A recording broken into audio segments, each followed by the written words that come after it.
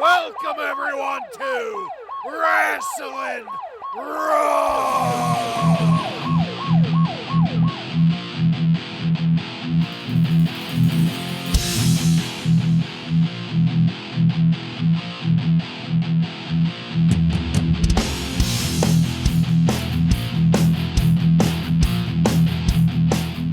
You're listening to Wrasslin Raw, the podcast that takes you back to when the new generation took over the WWF. Thank you for joining us. You're here with Ryan Arico. That's a most unusual sound for a most unusual creature.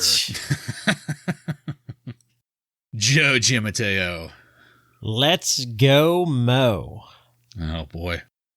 I'm the one and only Jason Bartlett, and we're going to examine WWE history one episode of Raw at a time.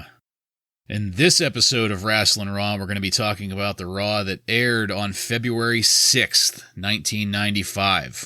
This Raw was recorded at the Manatee Civic Center in Palmetto, Florida, and features Vince McMahon and the Heartbreak Kid, Shawn Michaels, on commentary. Are you guys ready? I am ready. Yes. All right, then let's get into it. Intro. The intro to this episode of Raw is Vince recapping the events of last week's monster over-the-top rope match, wherein King Kong Bundy cheated with the help of the $1 Million Corporation to get Mabel up and over the top rope. But this week, Mabel is going to have help from some friends of his own, the man made in the USA, Lex Luger, as they take on the corporation. It's a 6-man tag team match tonight on Monday Night Raw. Welcome everyone to green screen commentary yet again. Apparently we're going to hear from Bobby Cupo, Mr. Lawrence Taylor's personal representative, later about that challenge from Bam Bam Bigelow. Tonight we're going to have Razor Ramon in action. And we'll also have an interview with Diesel, too. It's an action-packed night. At this point in this intro, Shawn Michaels blows a big pink bubblegum bubble and pops it in Vince's ear, and we get a cartoon popping sound overdubbed on it. I am 99% sure that was not the real sound. Outside of the cartoon popping, I really enjoyed his over-the-top obnoxiousness here. Yeah. Towards Vince. Yeah. With that cartoon popping, we get Vince taken aback. What? What's the meaning of this? And the Heartbreak Kid has a surprise in store for all of us. He's going to let us in on that later. But for now, the Heartbreak Kid is going to start gyrating to the sound of Oscar rapping in the background as Vince looks him over with exaggerated wonder, disgust, and disbelief in such a way as only Vince McMahon can pull off. We'll have the frenetic, seizure-inducing camera sequence that takes us into our first match. King Kong Bundy, IRS... that's Erwin R. Shyster, and Tatanka, the $1 Million Corporation, defeat Men on a Mission and Lex Luger by pinfall in 12 minutes even. The crowd loves the Men on a Mission entry and is decidedly less excited for Lex Luger. Everyone except, that is, the kid they recruited to carry Luger's American flag for him. That kid is pumped. And I have to say, I was pretty happy for him. Whatever problems I have with Lex Luger, I couldn't carry over to this kid. It was probably the highlight of that kid's life. That kid, they didn't give his name, sadly, but he kind of reminded me of the chunky kid from Sandlot. The Great Hambino. Yeah. I thought he kind of looked like Joe C., that guy that Kid Rock used to have. Oh, Jesus, what a reference. Thank you, Joseph. Wow. All right. Well, I don't even know where the hell we can go from there. Fuck, we might as well just shut down the podcast for the night. Joe C. And let's remember, Kid Rock does have a connection to The Undertaker, right? He's in the Hall of Fame, pal. Yeah, that is true. Yeah. Kid Rock, the human equivalent to an above-ground pool. Here comes the $1 Million Corporation. IRS is carrying the urn, and I have to note that of these people, This is King Kong Bundy, IRS, Tatanka. Of all of these people, Tatanka is the only one here that is giving me a feeling of heelishness. He carries himself in just the right way. It seems like he's really settled into the heel gimmick, while IRS doesn't really seem to do anything other than look serious, which I suppose is most of his gimmick, but, and King Kong Bundy just looks unhealthy and jaundiced as he clicks his underbite down the entryway. There's some discussion going on. It's King Kong Bundy that's going to be starting for the corporation, and Mabel after some stalling from the babyface team once everybody's in the ring. The bell rings and Vince wastes no time in calling them mammoth individuals. These guys are horrible, and twice in a row Vince calls a win on a 2 count. Getting a little antsy there, Vince. Now the fun begins because Mo is in the ring and proceeds to get the shit kicked out of him until Mo takes the offensive and does horribly at it. Mo misses spots, Mo stands up on 1 count, Mo barely makes a drop kick connect, and finally Mo can't take no Mo as we break to commercial. We return to Mo tagging in Mabel while Tatanka isn't paying attention, and Tatanka shows some of that classic heel action with this whenever he dramatically turns around and sees that it's Mabel he's up against, and does the waving off and no kind of facial expressions. There's going to be another miscommunication during some rope work here, some stutter stepping between the superstars. And finally, the moment we've all been waiting for is here. Lex is tagged in to really feed off of the heat from the single greatest heel turn in the history of professional wrestling. Remember, that thing that happened 6 months ago, that was the last significant thing that included Lex Luger. Luger flexes at Tatanka, and Tatanka drops to the mat, crawling away like a coward. Tatanka tags in IRS, and I have to grudgingly admit that IRS and Luger have a fairly tight series that didn't look too bad. That's all we're going to get out of Luger for right now, though. He ran through all of his skills and ideas in that 7-second exchange, and Luger tags in Mo. There's something about Mo that is just ridiculous. I can't tell if it's his work, or his look, or the fact that he's been squashed more times than I can count, or a combination of all of that. Speaking of, the corporation is going to gang up on Mo while the ref's back is turned, ending with Tatanka and Mo in the ring. I just now notice in my watch-through that Ted DiBiase is there at ringside, and I'm pretty sure Vince and Sean commented on his absence earlier. Maybe one of you guys can confirm that for me. Did I mishear that? Yeah, I don't know. I saw him and also heard what you heard. Yeah. And here comes the abdominal stretch from IRS. Such a classic, with extra leverage from Tatanka to give him a hand. The strategy to isolate Mo and do nothing but squash him is entertaining, especially the part where he can't even get a flip-over pin on IRS. IRS no-sells him, walks him to the rope, dragging Mo, who is still frantically kicking his legs and trying to take IRS down to the pin. And it's only when Mabel gives the assist and knocks IRS backwards that Mo gets a 2 count out of it. Finally, Mo is able to tag Luger in against Bundy, then IRS, then Tatanka, and then Luger really weakly scoop slams King Kong Bundy for us. It was very underwhelming. I had flashbacks to the USS Intrepid. The hip toss.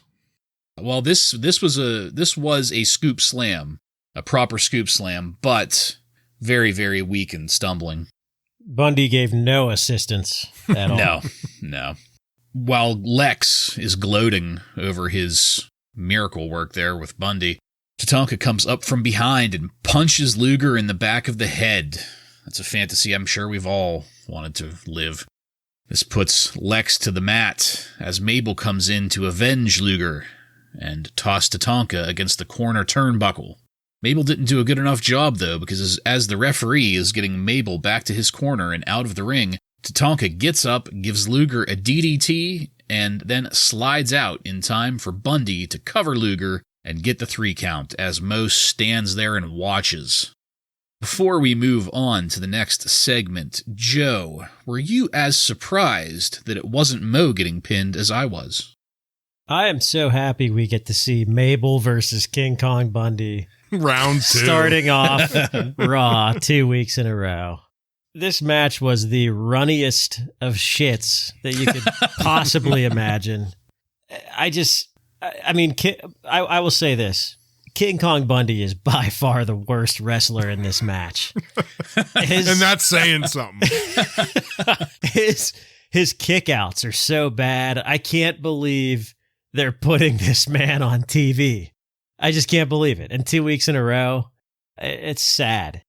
Tatanka and Mo, I mentioned last week or 2 weeks ago that Meltzer said that the Smoking Guns punches were terrible, but Tatanka and Mo, their punches are they're awful. Oscar is the most useless manager of all time. I have that written down here. Let's go Mo chant. What the hell was that? Boredom. Yeah. Commentary. So Shawn Michaels is definitely amping up the obnoxious behavior this episode. I don't know if you guys heard. They were talking about Babe Ruth. Yeah. And then Shawn Michaels made a joke about Ronald Reagan being dead. And Vince was quick with, hey, don't say that. Right around this time is when it was announced that Reagan was suffering from Alzheimer's. So that was pretty brutal there. Oh, man. And then Shawn Michaels was just bashing this match. Like, he wasn't holding anything back. He's just saying, this is very ugly, making my stomach turn. And then at the end, he's asking McMannequin, are you trying to tell me I missed the most exciting part of this boring match? Just ripping this match apart. And I enjoyed that. But Jesus, this match was bad. Yeah, I'm going to agree with you pretty much wholeheartedly there, Joe. With the commentary, it starts out right with Oscar. You said how useless he is, but they did get a nice jab saying he has the same accountant as Daryl Strawberry, which I don't think is supposed to be a good thing. When we heard this match last week, we knew it was going to be a real stinker, and it lived up to every single ounce of that. We talked last week and other times about Mabel's botched enziguri. Here it is again. And Vince even says that it was more effective this week, which I completely disagree with. It was just as slow and terrible as always. Leave it to Bam Bam. Stop doing it, Mabel. Mo, I was kind of shocked. Mo actually landed a couple hits when he came in. He had a slam, a couple punches, but of course he was put back in his place and humiliated as always.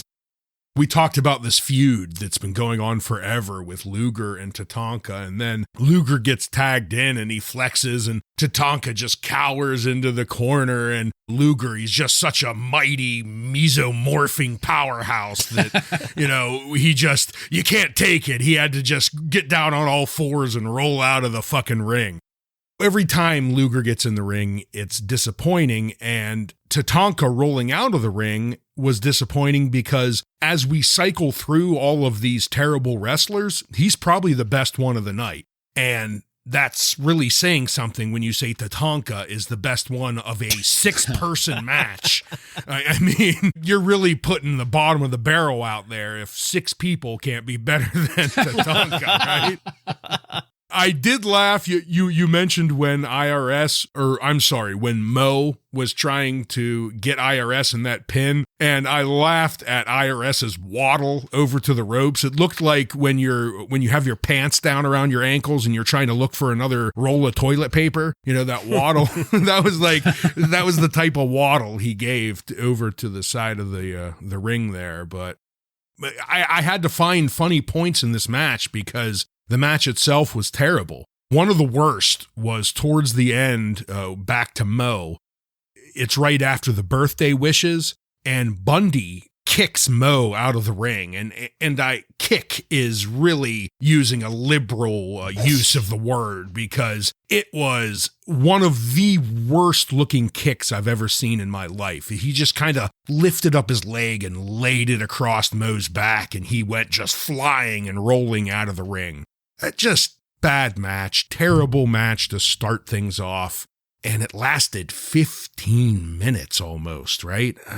12 even, yeah. Man. Yeah.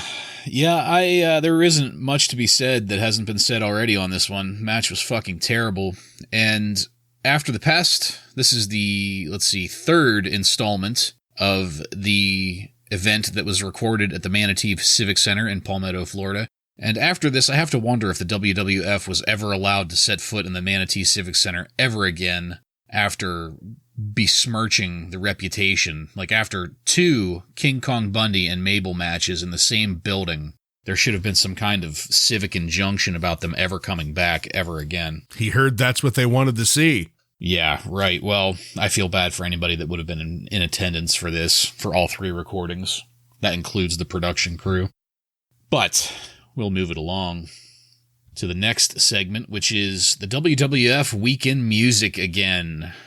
Man Mountain Rock is here talking about how wrestling is just like playing the guitar. They both require intense concentration. And I'd agree with him, but not for the same reason. They both require practice and repetition to get the movements correct and into muscle memory. I want to just abbreviate this horrible, horrible fucking name as MMR, but even that is inconvenient because it's a vaccine.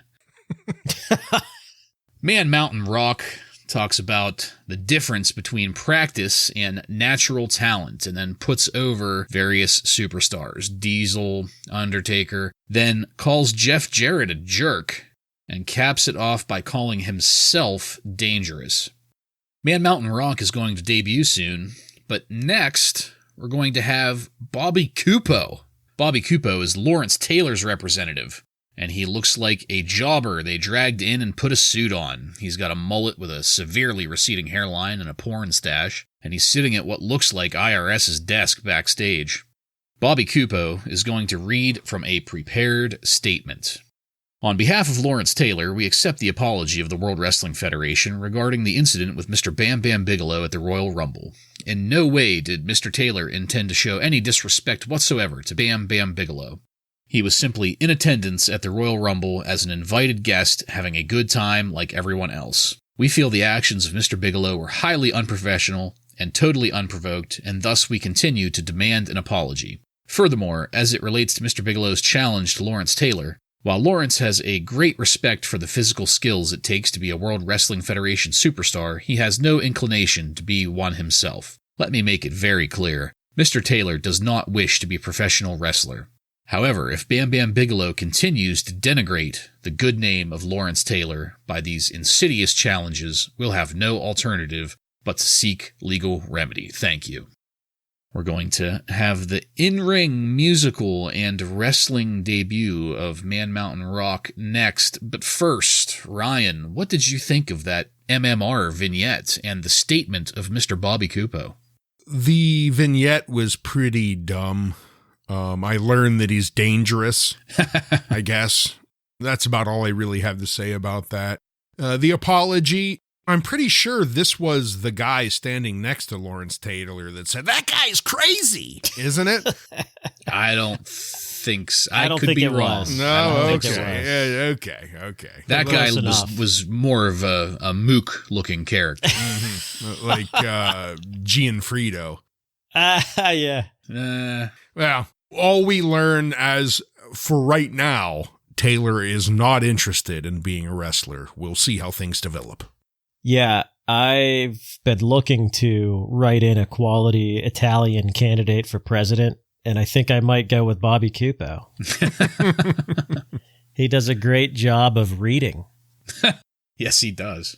As far as Man Mountain Rock goes, I think that, the gimmick is terrible, but maybe it would make more sense if he was like a metal guy, like a kind of like a Kerry King type of Oh, wow, yeah. looking guy. But like the headbangers that we'll see in a few years. Kind of, yeah. But I doubt that Vince McMahon even knows who Kerry King is or knows what heavy metal is. So, yeah. Yeah, I agree with both of you here. MMR's vignette was just kind of lame in general.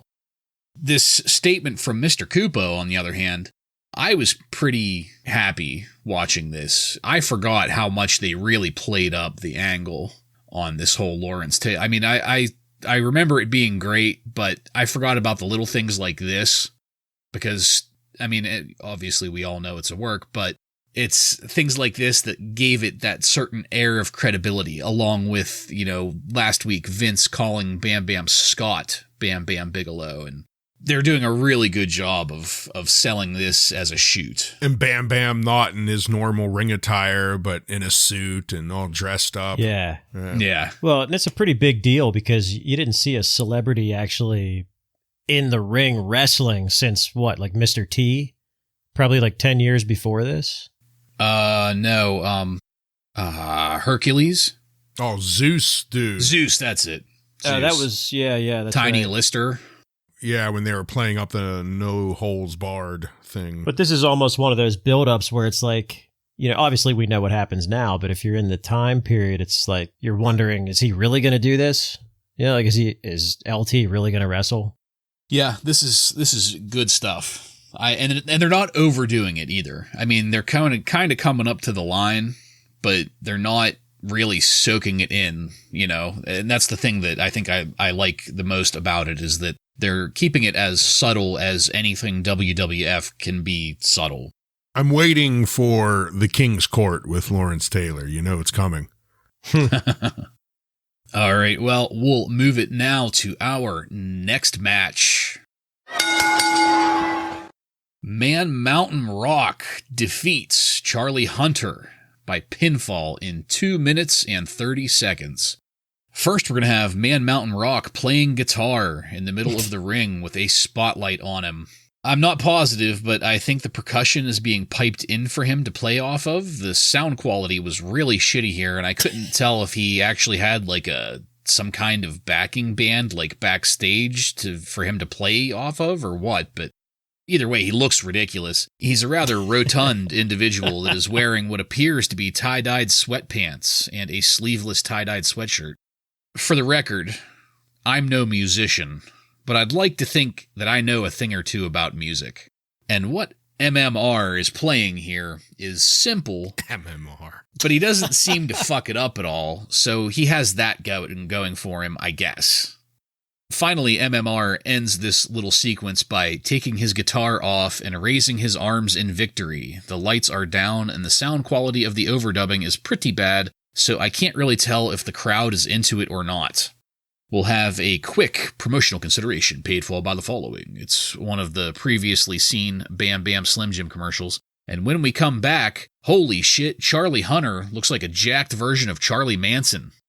Charlie Hunter actually doesn't look too bad here. He's selling and working fairly well. And he's wearing plain black tights, plain black knee pads, and plain black boots. I like the look. I've always been a fan of the simple look. For reference, Man Mountain Rock seems to be about the same size as Bam Bam Bigelow and moves fairly well, but has a bit more of a gut than Bam Bam does and is not quite as agile as Bam Bam is. Finally, MMR gets Charlie Hunter into a front face suplex and gets the 3 count for the win. Before we move on to the next segment, Joseph, you are a professional musician as well as an auditor. Please, I'd like to hear your professional analysis of both Man Mountain Rock's performance and his debut match. Well, I'm far from a professional, but so is Man Mountain Rock. This is bad. This is a really, really bad, I guess, entrance. I don't know what to call it, but it looks like his body is going to swallow that guitar. I mean, God, he's wearing like this tie-dyed moo-moo looking thing. He is not playing. This is just a backing track, the whole thing. He may have recorded this earlier. It's similar to like the Super Bowl halftime shows, how they pre-record it and then they mime their playing. The reason why I know that is because he doesn't, like with these guitars, when you are done playing, the pickups are like very hot. Like you gotta turn the volume down. He doesn't touch any of the knobs on the guitar. Hot mic. He's playing and then he just hands it over to this roadie. So yeah, he's definitely not playing. But I'm not diminishing his skills because it looks like he can play, but he's just not. He also can't really wrestle. It's really not a great display of wrestling. I don't know. This was just so weird. This type of stuff is just what they point to when they talk about how shitty 1995 was. It was not the greatest debut. I mean, I'll give you that. Coming out playing the guitar just looked stupid. And like you said, he just looked like he was going to eat the guitar. I did have to ask, though, Bartlett, I know that out of us three here, you're partial to tie-dyed. How did you feel about this guy's tie-dyed outfit? Just as a matter of personal taste, this is nothing that I would be willing to try to force upon anybody, but as a matter of personal taste, there are times and places for tie-dye, and always in the most subdued way possible. If you're going to be wearing, bright colors, bright tie-dye colors, they need to be well worn in. Again, my personal opinion, you need to go roll around in the mud or do something kind of crazy with them first before you wear them out to, a concert venue, something like that. In the case of Man Mountain Rock here, that is nothing that I would ever be caught dead in, and I dare say that I would probably risk life and limb to make fun of him if I ever saw him in person. Yeah, the pants, that you should never wear tie-dyed pants. That should just be a rule everyone follows. No tie-dyed pants. But we're going to move on to the fact that apparently he's a former Iowa State All-American wrestler, Michaels informs us. He also informs us that he apparently looks nothing like he did back in his All-American wrestling days because, you said you compared him to Bam Bam, and I mean, if Bam Bam was... height and size-wise. Well, weight-wise, but a lot more sloppier than Bam Bam. Oh, yeah. A lot more jiggle to him than Bam Bam has. But as you mentioned, Bartlett, Charlie the Jobber does not look bad at all. He does a pretty knock-up job, and I will give Man Mountain Rock a little bit of credit on the face-front suplex. It didn't look too bad. It was at least believable. I have certainly seen worse debuts, but it wasn't the best either. Yeah, I will say this too. Like, I shouldn't say that he can't wrestle. This gimmick is just so fucking bad. It just doesn't. It makes me not want to pay attention to his wrestling at all. It's kind of a shame because I remember him as Max Payne in WCW, and he actually tagged with Cactus Jack quite a bit in WCW, and it was a pretty good gimmicks. But of course, Vince hates using a gimmick from WCW, so he went with this. Yeah, I'm going to agree with just about everything you guys have said here. Yeah, this guy, I would love to have seen anything other than Man Mountain Rock. I would have loved to have heard any name other than Man Mountain Rock. And I hate to say it because it's really shallow, but I think that's the thing that I'm getting hung up on the most here. I cannot look at this person with the words, seemingly random, strung together into a name, Man Mountain Rock, and take him seriously in the least bit as a musician or as a wrestler. I wish that I had your previous knowledge of this guy, Joe. I don't remember. I vaguely remember the name Max Payne on a wrestler, more in conjunction with Cactus Jack and McFoley, not as being a standalone, anything that he did on his own, but this is all I know of him, and yeah, if this guy was an all-state Iowa wrestler, whatever the fuck you said, Ryan, those days are well behind him in the rearview mirror. We'll see what happens going forward. Maybe this was just yet another really shitty debut. They're on a roll with those lately, with the exception of Henry Godwin. And last week's Akushi. The forgettable debut followed by the horrible debut. Shinja. But we won't beat this into the ground too hard. We'll have plenty of opportunities to do that in the future, I'm sure. Next up, there's a Diesel interview. Yesterday on the Action Zone, Diesel had been taking on Owen Hart, and the Heartbreak Kid showed up. This is going to give us the perfect opportunity to segue into Vince's interview of Diesel. We're in a studio. Diesel is in a tracksuit. Vince is in a suit. And Vince opens the interview with, "So, how's it feel to be 5'5"? Vince asks rather pertinent questions, the first being a comparison between Owen Hart and Bret Hart, and Diesel's opinion as a competitor. But now we're on to the program with Shawn Michaels, referencing the multiple times Shawn Michaels has interfered with Diesel's matches. It's officially stated that Shawn Michaels is going to have another bodyguard really soon. I can't wait to see how that turns out. And now Vince is going to run through a list of sporting events and special occasions that Diesel has been taking a part in. Hanging out with Pamela Anderson, Sports Correspondents' Anniversary Dinner, partying with Ed DeBartolo Jr., he's been on Sports Talk, he's been on Regis and Kathy Lee, he did something with former President Gerald Ford. The list is long. Vince is gushing about all of this, asking Diesel what it's all like and how he keeps it all together. Diesel says he had no idea how many obligations a champion has, but he just keeps going like a Diesel should. I thought that was a very clever little phrase, or whatever you want to call it.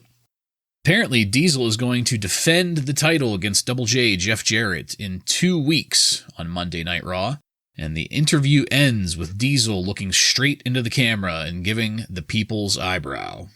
Back at green screen ringside, something about this camera work makes Vince look incredibly orange and makeup-y. Shawn Michaels gives his response to all of this, and that same Monday Night Raw, where Diesel will defend the championship, Shawn Michaels will announce his new bodyguard. Shawn then shows off a black eye. I can't tell if that's real or not, proving that he needs a bodyguard. Before we get to the sounds of mooing that I hear coming from the entryway, just briefly, guys, first Ryan, what did you think about this Diesel interview segment? So I think Diesel seems a lot more comfortable in this setting than he has in some of the promos that he's done.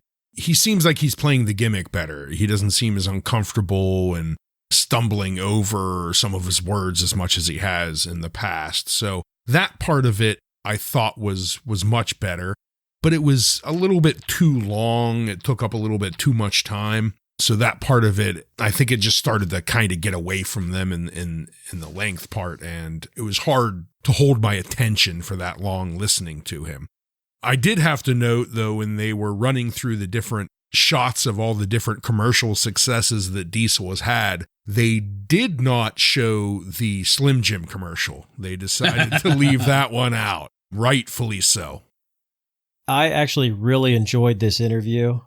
This is like a shoot style interview. That's something a little bit different. They did something like this with Hulk Hogan before, but it was a little bit, I don't know, it was a little bit different. Same style of interview, but Vince calls him Kevin Nash during the interview, which was very interesting.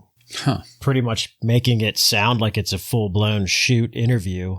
Like you said, Ryan, he's way more comfortable in this type of role because he's being Kevin Nash. And really, you could argue that him being Kevin Nash in WCW was way bigger for his career than anything else, including Diesel. But I don't know. I just really like Kevin Nash in this type of role. I think he's being himself, which is way more interesting than the Diesel gimmick to me. Did you guys see Shane O'Mac in that photo with Lawrence Taylor? No, I missed him. I did not, no. Yeah. They had a photo of Lawrence Taylor with Diesel, and Shane McMahon was right beside Lawrence Taylor there. So I liked seeing that too. But yeah, I really enjoyed this. It's almost like, this is almost, when I was watching this, I thought this is almost like the stuff they were trying to do with Lex Luger before. Yeah. But Nash is a way cooler guy and more likable and interesting, so I like this. Yeah, I definitely see where you're going with the Luger comparison there. This felt a lot less forced and less fake and less, we are going to do this as a way of getting you over, as opposed to a way of highlighting your personality, which will then get you over. And I definitely see what you guys are saying about Kevin Nash being more comfortable, or Diesel, being more comfortable during this. He definitely was. But I got to go out on a limb and say that I didn't like this. And it has nothing to do with Diesel and everything to do with Vince McMahon. I'm not sure why I'm framing it quite this way because this is kind of a new thing for me. But I think I might have gotten to the point where I've decided that I don't like Vince McMahon in anything other than ringside commentary. I've had this feeling somewhat before whenever he does like in-ring interviews and whenever he has those leading questions. And, you know, I was willing to give him a pass on the one with Bob Backlund because it was just entertaining hearing him roar about what he did to that poor copywriter or whatever the fuck, Lou Gianfrido. But in this case, the stark contrast between boisterous ring announcer Vince McMahon to professional suave interviewer Vince McMahon is just, it's too different for me. You know, and I'm perfectly fine with corporate Mr. McMahon later on in the Attitude Era because we didn't also have him in commentary. It's too much Vince McMahon for me in two kind of different roles that don't necessarily add up.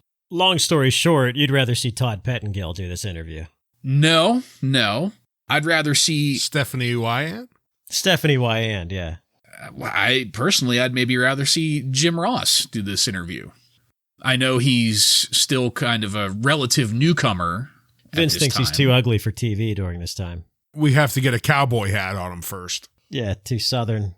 No, you are right, but I'm just saying that I didn't like this because of Vince McMahon. I don't like what he's doing here.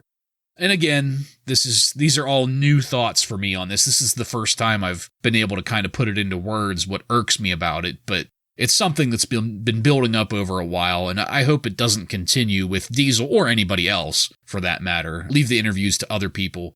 Even Petting Zoo, as much as we shit talk him, he can carry a 2-minute interview, and it's kind of all right. So, there, I've said that. I'll never fucking say that again, but yeah, that's it. I'll move it along. And what I'll move it along to is our next match. Mantar with Jim Cornette defeats Leroy Howard by pinfall in 4 minutes and 30 seconds. And Leroy Howard is our jobber of the week. Take it, Ryan. Thank you, Jason. Leroy Howard is this week's jobber. Leroy Anthony Howard was born in 1969 in St. Petersburg, Florida. Howard began training in 1990 under one of Bartlett's favorite wrestlers, Jimmy Del Rey. Nice. Leroy's in-ring debut took place on October 24th, 1992, in a loss to Jim Backlund. Throughout Howard's career, he has used the ring names the Black Navy SEAL, the Navy SEAL, Terrence Black, Rasta Man, Rasta Warrior, Leroy Anthony Howard, and Leroy Howard. His first gimmick, the Navy SEAL that he used in his debut with the ICWA in Tampa against Jimmy Backlund, was based on the fact that Howard was a real-life Navy SEAL. He joined the military right out of college after receiving a Bachelor of Science from Eckerd College. Howard would use the Navy SEAL name as well as the Black Navy SEAL throughout 1992 and 93 in various promotions located in Florida and Puerto Rico. In 1995, Leroy started working as enhancement talent for the WWF, now dropping the Navy SEAL gimmick and using variations of his real name. Tonight will be the first of many 95 appearances for Howard in the WWF. We will see Howard run the gambit of new talent, facing off against Mantar, Henry Godwinn, Man Mountain Rock in the coming months, as well as matches with more established talent like Jeff Jarrett and Owen Hart. Howard spent 96 through 98 jobbing for the WCW, still using variations of his real name. And then in late 98, he left the WCW for the independent promotion International Pro Wrestling, or IPW, again using the Navy SEAL name. Howard held the IPW heavyweight belt for over a year in 99 and 2000, as well as helping establish the IPW's hardcore division in the early 2000s. Leroy also spent time at the Puerto Rican-based promotions IWA, and WWC during the late 90s and 2000s, wrestling against and partnering with last week's Jobber of the Week, the Cuban assassin himself, David Sierra. Leroy was a mainstay on the Florida independent scene right up until his retirement in 2013. After wrestling, he went on to earn his master's degree from Webster University and worked as a counselor in his hometown of St. Petersburg, Florida. Sadly, Leroy Howard lost his battle with cancer and died on October 10th, 2018. Interesting. Am I the only person here that thinks that it's kind of neat that his name was the Navy SEAL, and the guy kind of looked like, was that David Robinson? NBA star David Robinson? Yeah. Wasn't David Robinson a Navy SEAL too? I don't think he was a SEAL. I think he was in the Navy. Okay. Well, this guy, Leroy Howard, looked like a shorter, like if you took David Robinson and just kind of squinched him down a little bit to non-basketball star height, he would look like Leroy Howard, I think. Do you know who else was a Navy SEAL? I'm actually going to bring him up in the news segment later. Oh. Is it his recent talk of a Reform Party run for president? No. Okay, good. Well, very interesting stuff there. Leroy Howard, thank you for your service. Yeah. Yeah, really. Well, back to the match. All 4 minutes and 30 seconds of Mantar. Here we go. The mooing will signal the arrival of a most unusual creature.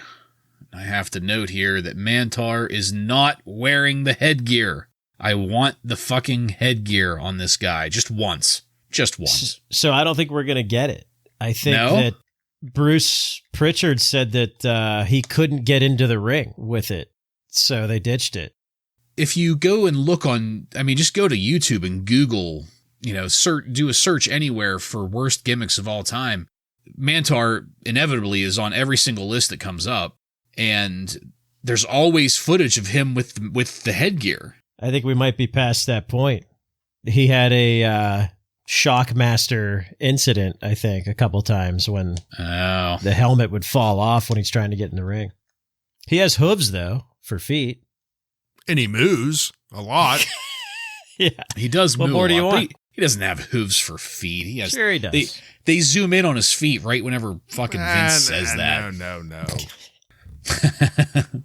Well, Leroy Howard is already in the ring waiting as Vince McMahon reminds us all that the Westminster Kennel Club Dog Show will be preempting Raw next week. Fond memories of childhood and watching the Westminster Kennel Club Dog Show instead of Monday Night Raw on Monday nights on USA for 1 day a week, or a year, excuse me.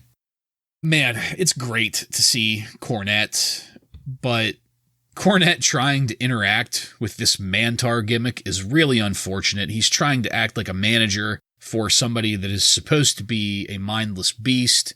Cornette works very well with many other people as a manager. He seemingly was fit with the heavenly bodies. It's fair to say that he was probably a good pimp for the gigolo Jimmy Del Rey.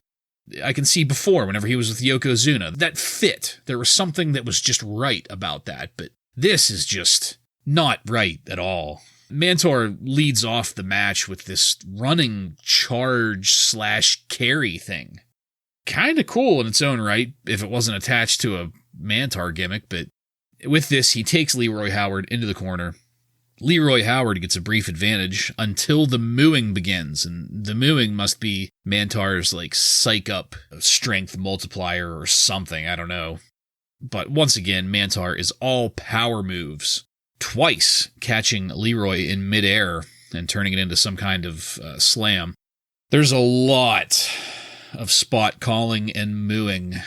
Even the crowd gets in on the mooing. I think they were booing every time he mooed. I wouldn't be surprised. Bill Alfonso, Fonzie, is the referee here and gives us the 3 count as Mantar gets the pinfall. Joe, Mantar, go. Well, for Mantar, I'm going to go ahead and say this. I didn't think he looked that horrible here compared to last time. I mean, the gimmick is horrible, and I think that Jim Cornette being with him is just a little bit too forced. But He did a nice running charge to start, like the beast that he is. It was a pretty impressive display of power. I mean, he caught Howard in the air flawlessly a couple times, but he's a shitty gimmick. You just can't take it seriously. I thought it was funny that he mooed like in unison with his music when the 3 count happened, like right when he got the 3, he hit a big moo, and that's that's how his music starts. Joe, I'm in agreement with you. I outside of his absolutely absurd gimmick, this was a much, much better showing of Mantar than we got during his first match. And I don't know, maybe it's because of the jobber. Maybe Leroy Howard is who was really helping put Mantar over here. But you said that gore move that he tried to do initially where he held his hands up like they're horns or whatever and charged the guy, as ridiculous as it looked, it was kind of entertaining and fun and actually connected and didn't look terrible. The mooing needs to be toned down to at least a maximum of 4 moos a match. 4 moos, because I think he was up to about 15 or 20 in this one, and he was a little overdoing it. So I was happy with this match and the fact that it was a much, much better match out of him, but man, does this gimmick have to go. I don't know who you are, either of you. The fact that you're finding anything positive about this besides Leroy Howard. I'll definitely give you Leroy Howard. He deserved his Jobber of the Week status, but my God. Well, this is also coming from a guy that wants to hear a Todd Pettengill interview over Vince McMahon. Go fuck yourself. And if you remember way back, one of his all-time favorite wrestlers is Ludwig Borga. So, please remind everybody of that. Yeah. I would love to see Ludwig Borga take on Mantar in the ring. I think that would be a quality match. You know what moo stands for, don't you? Moo stink a lot. So, I have the same problem with Mantar that I have with old MMR there. I cannot get past the gimmick. Can't do it. I can't give this guy any kind of credit. I suppose the best possible thing I can say for this is that I'll agree with you guys in that opening thing that he does where he raises his arms up like bull's horns and charges Leroy Howard, and the charge carries Howard into the corner. That was creative and unexpected. It caught me off guard, but that in no way justifies anything that happened after it, in my opinion. Can't do it. Can't get past the mooing. Can't get past the fucking haircut. That's it. That's all I can say about this is I just can't do it at all. We're going to move it along here. Move it along to a brief commercial for the WWF In High Gear Tour. The High Gear Tour is going to kick off at the Civic Arena in Pittsburgh. And when we come back from that, we're going to go into our next match. Razor Ramon defeats Frank Lancaster by pinfall in 2 minutes and 45 seconds.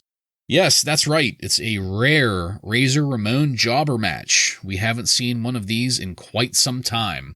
We get a close-up of Razor handing off his gold chains to the ringside official for safekeeping. And I have to say, I never get tired of Razor pointing his finger at the guy and the gold chains and warning the official not to let anything happen to his bling. I enjoy watching that every time. The opening tie-ups are pure gold from Razor. He's working his heart out, and Frank Lancaster is doing a fair job of keeping up with him. And that's pretty much the majority of this match. When Razor isn't killing time with an abdominal stretch, the work is tight. The work is solid. This is good stuff for a jobber match. I did manage to catch some commentary on this one. Vince seemed really incensed that somebody was dragging OJ prosecutor Marcia Clark's family into something. I didn't quite catch all the details on that, but he was pissed. I have details of that when we talk. Oh, excellent. Good. I was hoping one of you would. Razor calls for the Razor's Edge. Has a little bit of trouble flipping Frank Lancaster up to his shoulder. Nothing major. It just wasn't as fluid as it usually is. but ultimately he is successful and, of course, gets the pin and the 3 count. We leave this match for a commercial break. Promotional consideration paid for by the following: Acclaim's Raw is War. Game looks great. Ryan, please give us that information and your thoughts on this match. Sure. I'm going to start off with my thoughts on the match. Another great jobber match. Razor Ramon, we already know, one of the best in-ring workers the company's got, and no different tonight. He comes out here with Frank Lancaster, and they put on a good, entertaining show. Extremely short, and a squash match like you're going to get from a star of Razor's caliber against a jobber, but both people did their work tonight, and it was entertaining. So I have nothing bad to really say about the match at all.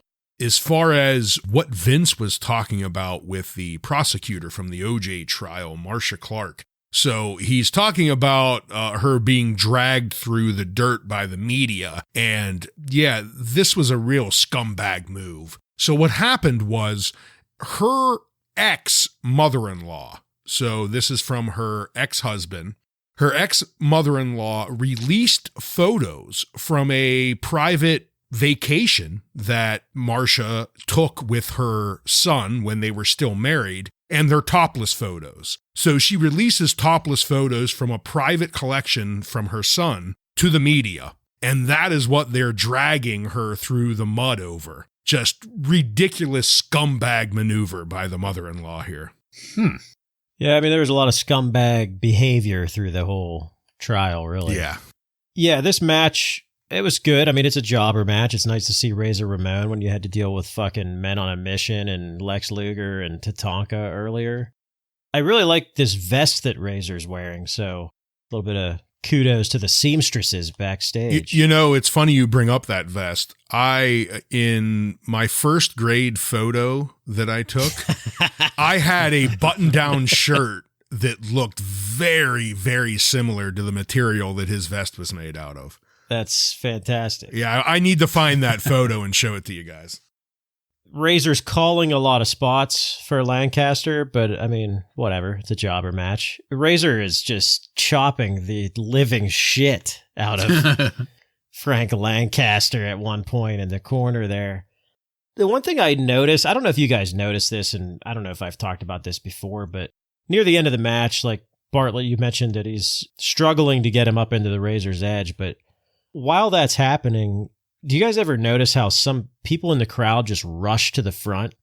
It's almost like they're storming through a gate and they're running to the front row. I'll have to pay attention to that. I have not seen that. It's happened before. It's just, I don't know. I was bored with a jobber match and curious.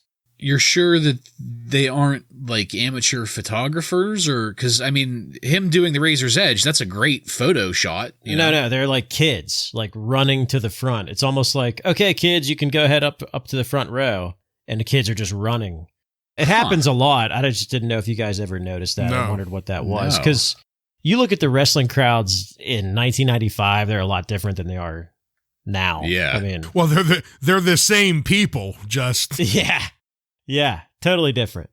Well, I am going to agree with you guys. This was a good match overall. Now, this is the kind of thing that I can absolutely get behind. It's unfortunate that Leroy Howard was bogged down in the world of Mantar over there, or else I could have had a better appreciation of him. In this case, Frank Lancaster did a great job. He was a fantastic jobber for Razor, and Razor worked with him well. Those chops that you were talking about, Joe, I had to laugh at those because that's when Frank Lancaster briefly tries to take the initiative to go on some kind of offensive and moves Razor to the corner to give him a chop. And then Razor was like, no, this is how it's done. And then flips Frank into the corner and then proceeds to chop the living shit out of him, really lighting him up.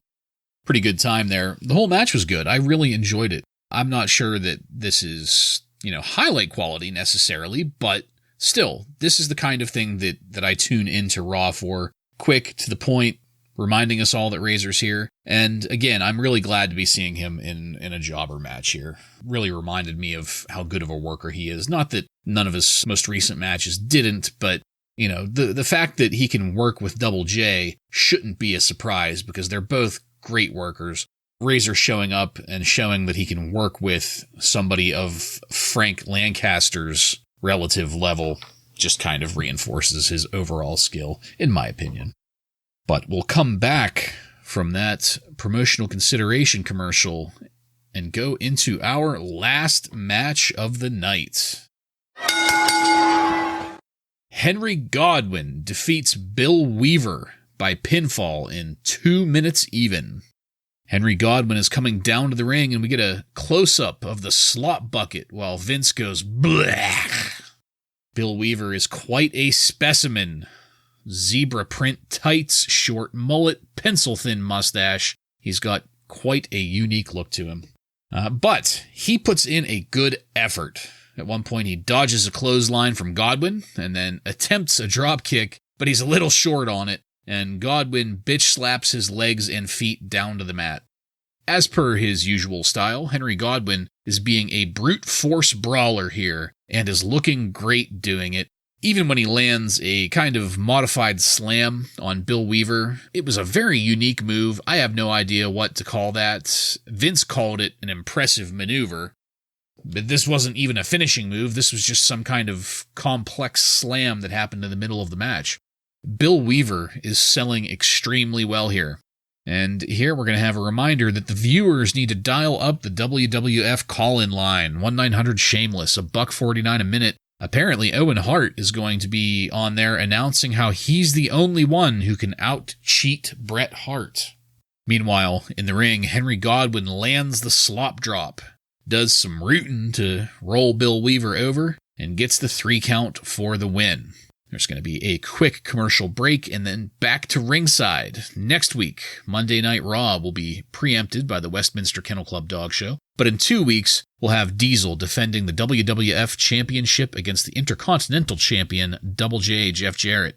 Bam Bam Bigelow's suspension will be lifted at that point, so we'll be seeing him in action. Shawn Michaels will announce who his new bodyguard is, and then Shawn Michaels ends the episode by stating that he can no longer put his body on the line and come out to assist in commentary. He wishes us all well, but it's been too much, and throws his headset down on the desk. Vince says, "Who do you think you are?" as we fade to black. Ryan, why don't you start us off on this match and the closing scene of this episode?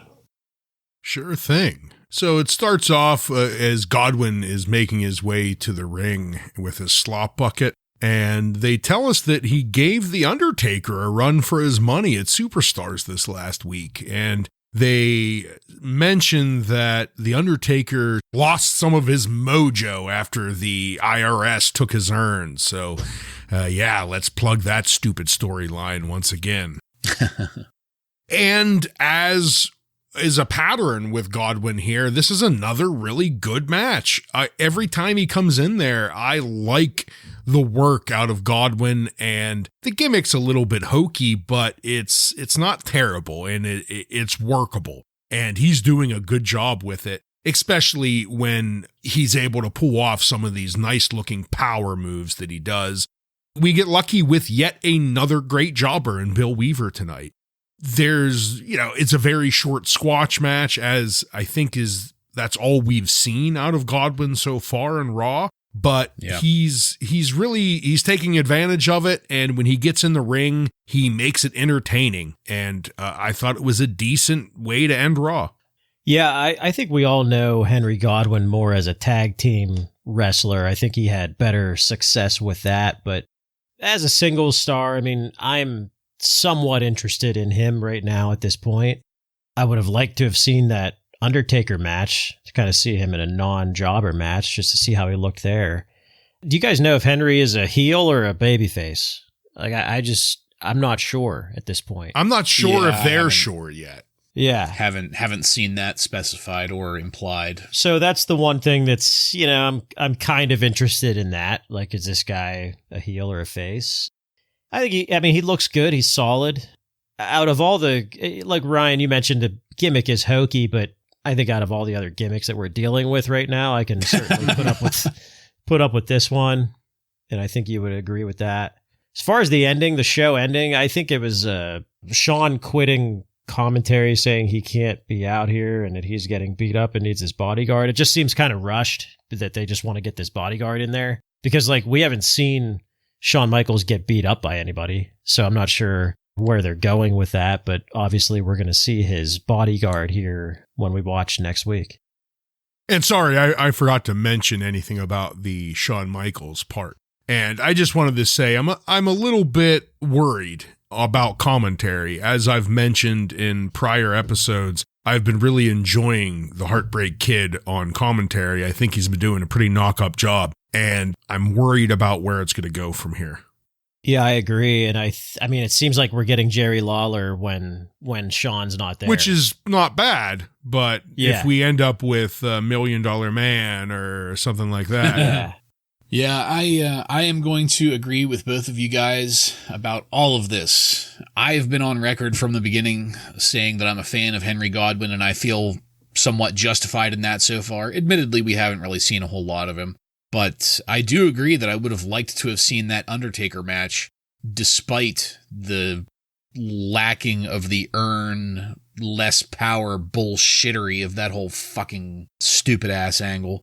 I think that would have been a great match. I think Henry Godwinn is a great worker because his style is so simple. He's a brawler. You know, he doesn't have to do any kind of fancy technical things, but when he does, like that weird-ass slam that he did and then the slop drop, he pulls them off flawlessly.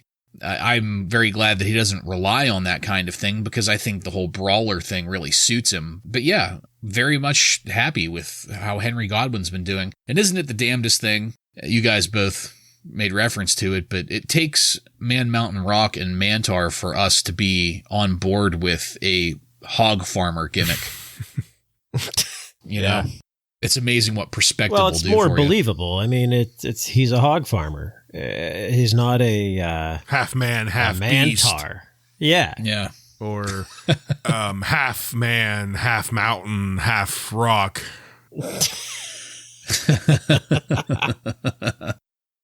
Yeah, like it's.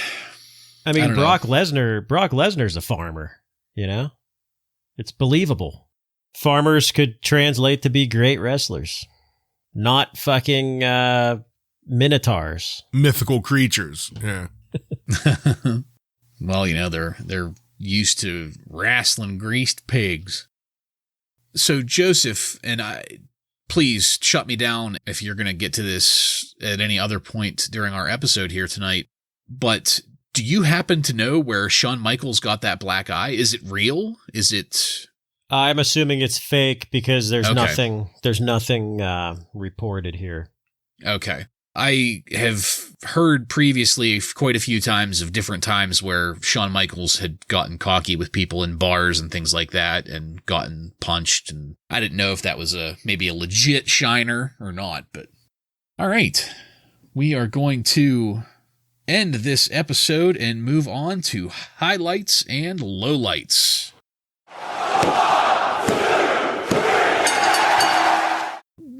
Joseph, why don't you start us off first on that? Well, I'll start out with the obvious low light is the first match. King Kong Bundy, again, I just don't know why he's on TV at all, let alone 2 weeks in a row to start Raw. I'll say it again, this is the kind of shit this is the reason why people say 95 was the worst year ever. For my highlight, I'll probably be alone in this, but for me, I think it was the Diesel interview. Again, I think it was just it was a nice replacement segment for King's Court, just a nice little change up. And I think most of the rest of the show was sort of like a filler or a setup for next week's big show, because we have a couple pretty big matches here, plus a big reveal from Shawn Michaels. So I feel like the rest of the show was kind of just a setup for that. My highlight is, and obviously I'm the person who likes to put jobbers over here, but just the jobbers are the highlights. It really, almost every match they were in, they did a knock-up job tonight, even when they were faced with trying to put over ridiculous gimmicks like Mantar and Man Mountain Rock. The jobbers still did their job, so they get my highlight tonight. Low light, No surprise. Same as you, Joe. That just terrible 3-way tag match. Come on. Get Mabel and Bundy out of my face. Wow. So I am going to give my highlight to the statement from Mr. Bobby Cupo on behalf of Lawrence Taylor. That's not to say that a good amount of the rest of this episode wasn't good. The jobber matches, or I should say the jobbers, with the exception of the Razor Frank Lancaster match, that was good in its entirety. The jobbers were good, but they were mostly paired with less than stellar superstars, we'll say. So just because of its ability to contribute to the bigger storyline concerning Bam Bam and Lawrence Taylor, and the way that it made me feel while I was watching it, I'm going to give that my highlight. It helped keep the story going in a very believable way that really just took it to the next level for me. Low light, I'm going to be disagreeing with you guys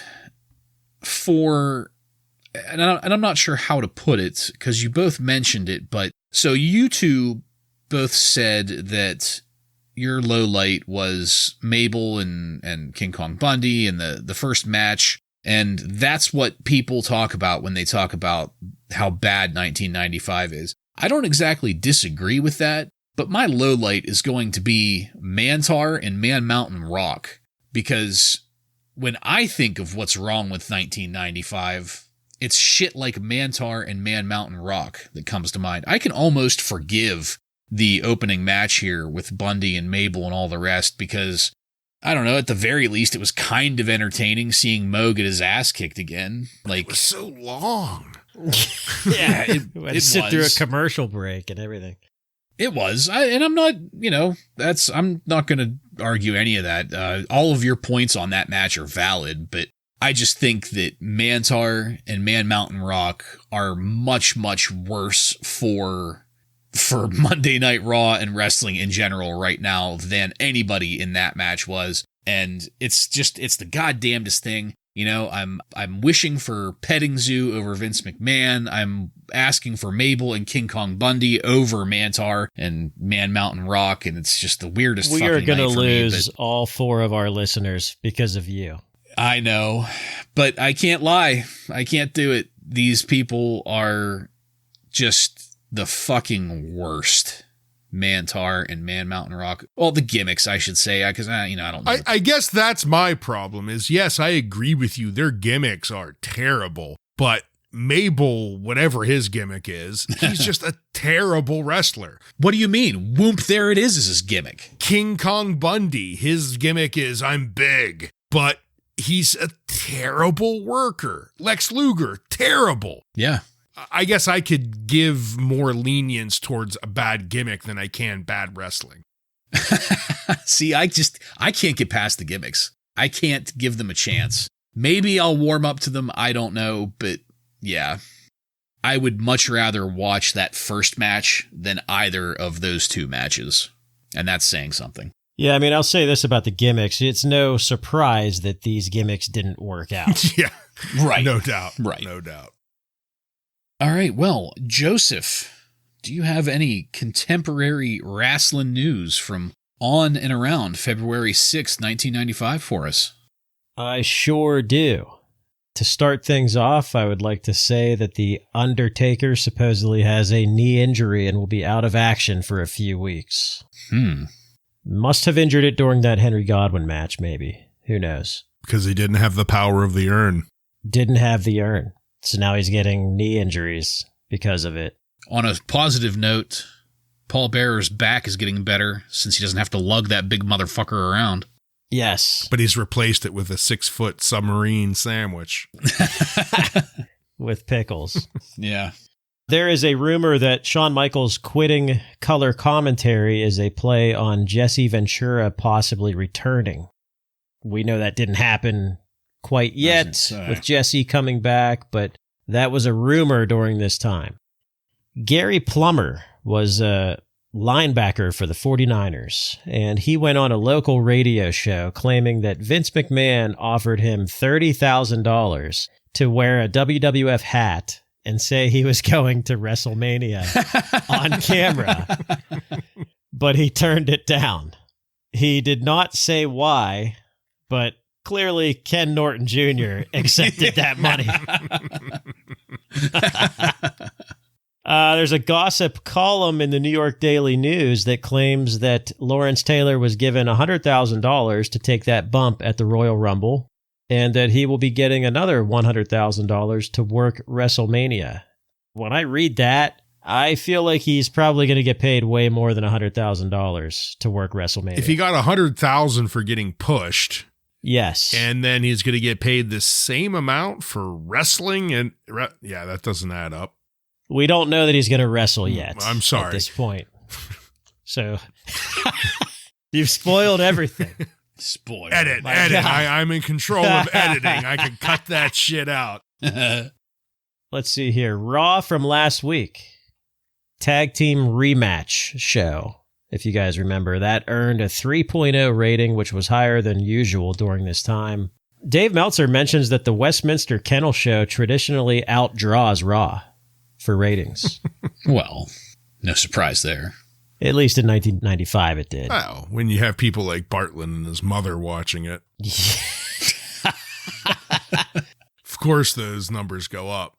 The rumored celebrities for WrestleMania 11 at this point, outside of Pam Anderson and Lawrence Taylor, are one of the kids from Home Improvement and the guy who plays Martinez on NYPD Blue. What? Jimmy Smits? I don't know. I never watched the show, so I don't know. I don't even. I'm just talking out my ass. I don't know. I like how he just says one of the kids from Home Improvement. They're interchangeable. Dave Meltzer claims you can see the Jim Ross influence when Man Mountain Rock debuted because the announcers were bringing up his collegiate wrestling background. Huh. That's interesting. They brought it up to make fun of him, though. But we know how much Jim Ross loves those college football players and wrestlers. Mm-hmm. See, that's funny because I thought that Jim Ross's influence was the return of the call-in line. Because wasn't that always his deal? No, you're thinking of Mean Gene. Oh, shit. Yeah, he went and did that fucking hotline for WCW. Oh, okay. You'll like this one, guys. Bob Hawley will be racing the full 19 event NASCAR Slim Jim Series in a fast car bought for him by Vince McMahon from March the 18th to November the 19th in 1995, including an event that will be televised on TNT the day before WrestleMania. I'm going to go out on a limb and say no, he won't. I don't know that. I'm guessing he's going to put it into the wall during the warm-up laps and then I was going to say, he's got it. He will not make it to WrestleMania. He needs to actually make it through the warm-up lap first. Yes. Without getting in a fight with someone. For the record, I have not looked that up. I know nothing about that, but it's just a wild fucking guess to say that he will not be racing the entire fucking season. Stop destroying everybody's hopes and dreams. I hope it's wrong. I hope I'm wrong, I mean. Last piece of news here is that Shawn Michaels did an interview with the Hartford Journal talking about the steroid trial controversy and stating that it cost the WWF around $3 million. He also said that the steroid controversy had nothing to do with the new generation wrestlers, but it hurt the new generation wrestlers. So, seems like some superstars think that that's what's hurting the business right now and not guys like Man Mountain Rock. Yeah, I was going to say. Man Mountain Rock looks like he could have used a few cycles, if I'm going to be honest. Wow. Yeah. And that is all. All right. Thank you, Joseph.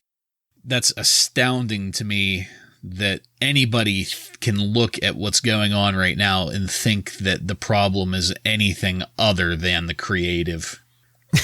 I'm sure that the steroid trial has ripple effects and stuff like that, but my God, how can you fucking, how can it be anything other than excuses? MMR? All right. Well, that's it, folks. We're done with this one. I want to thank you again for joining us. And if you like what we're doing here and want to connect with us, you can find us on every major social media and podcast subscription platform by searching up the handle Wrasslin Raw. That's WRASSLINRAW. While you're there, don't forget to click subscribe to get every episode of Wrasslin Raw coming to you every week. Give us a 5-star review and let your friends know about the fastest growing wrestling podcast in the world. Next week on Wrasslin Raw, we're going to take a look at the Raw that aired on February 20th, 1995, with matches featuring Rip Rogers, the Blue Brothers, and many more. So, for Joe and Ryan, I'm Jason, and this has been Wrasslin Raw.